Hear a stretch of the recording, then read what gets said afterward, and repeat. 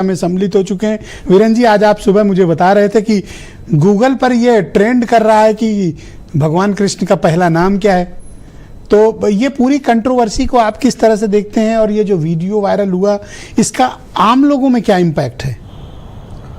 बिल्कुल, देखिए उत्तर प्रदेश में आज ये वीडियो बहुत ज़्यादा देखा जा रहा है, जिसमें अखिलेश यादव किसी हाईवे पर खड़े होकर कथावाचक अनुराधाचार्य से ये बातचीत कर रहे हैं।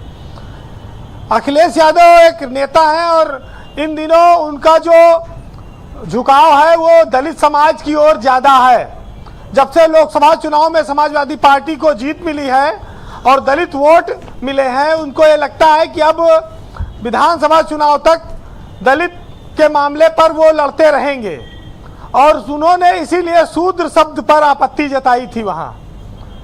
तो ये एक राजनीतिक व्यक्ति की अपनी सोच है और अपना उनका तरीका है, लेकिन ये मामला काफ़ी समय बाद जब मंच से मुसलमान के रूप में सामने आया तब ये पूरी तरह से राजनीतिक हो गया और एक पाला खिंच गया। एक तरफ भाजपा के सपोर्टर हैं और एक तरफ समाजवादी पार्टी के।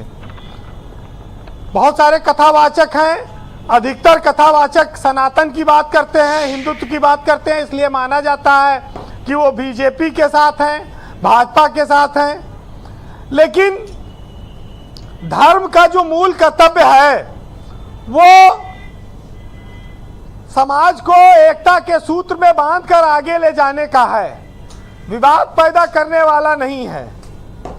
तो जो कथावाचक सुविधाभोगी हैं, कॉमर्शियल हैं, श्रोताओं को मोहित करने की क्षमता रखते हैं, कला और शब्दों से लोगों को प्रभावित करते हैं, ज्ञान की गंगा बहाने का दावा करते हैं, ऐसे लोग इस जिम्मेदारी को भी उठाएं कि उनके बातचीत से, उनके प्रवचन से समाज में कोई विघटन न पैदा हो, बंटवारा ना हो। देखिए, बहुत उम्मीद और आस्था के साथ लोग संत महात्मा कथावाचक इनके पास जाते हैं और वहां पर अगर गुरुजी ये बात शुरू कर दे कि वो हिंदू हैं, वो मुस्लिम हैं, तो फिर जनता का लाभ के बजाय फिर वो अपना स्वार्थ सिद्ध करते हैं, फिर उसमें जनता को कोई फायदा नहीं होता है और एक तरह से कहा जाए जनता के साथ फिर धोखा हो जाता है। ब्रजेश जी, किसी राजनेता को न मंदिर जाने से रोका गया इस देश में, न मस्जिद जाने से रोका गया।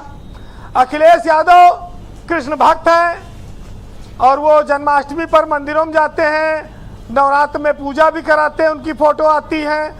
अभी महाकुंभ में स्नान भी करने गए थे। अब मंदिर भी एक वो इटावा में बनवा रहे हैं शिव जी का। तो सारे देवी देवता उन्होंने भी अपने कोने पकड़ रखे हैं जी कि ज्यादा इधर उधर से कोई हिले डुले ना, बड़े बड़े वाले। लेकिन अब बीजेपी में बहुत 33 करोड़ हैं और ये 4 लेके कहाँ से मुकाबला कर पाएंगे? बीजेपी के पास बहुत बड़ी संख्या है। तो ये भी कहीं बड़ा मतलब मौजूद बात कहीं कन्हैया का डिफरेंट पर्सपेक्टिव रहता है, कहीं नटखट कान्हा के नाम पे बिगड़ जाएगा, कहीं देवकी पुत्र के नाम पर बिगड़ जाएगा मामला जी। लेकिन आज बहुत सारे लोग तमाम सारे रूपों में दिखाई पड़ते हैं। हम लोग बोलचाल की भाषा में बहुत सारे लोगों को पाखंडी भी कह देते हैं, क्योंकि वो धर्म की आड़ में उसका फायदा भी उठाते हैं। ऐसे लोगों से भी सावधान रहने की जरूरत है, क्योंकि नाम से तो बहुत सारे लोग समाज सुधारक बने घूम रहे हैं, लेकिन क्या वाकई में वक्त आने पर, मौका पड़ने पर वो समाज का सुधार करते हैं? हाँ, जो बड़े बड़े नाम आज हो गए हैं उनके पीछे करोड़ों उनके अनुयायी हैं, लोगों की आस्थाएं हैं और भगवान का नाम लेने में किसी पर कभी ना रोक रही है, ना रोक होनी चाहिए।